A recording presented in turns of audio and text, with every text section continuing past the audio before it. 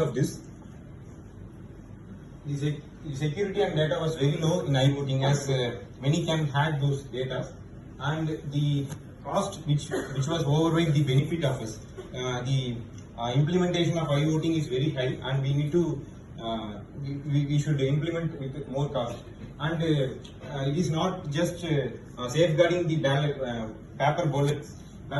It is like the safeguarding the web. It is like the safeguarding the server. So it is very high.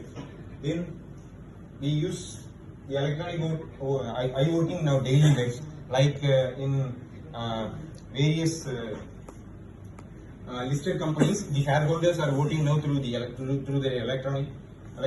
voting, internet voting methods, and in union leadership elections and home welfare association elections are also conducted by internet voting systems, and as well as the board of directors voting is also conducted by internet voting. Then while saying about this, the internet voting in future we all adapt to that internet voting, and that's all, guys.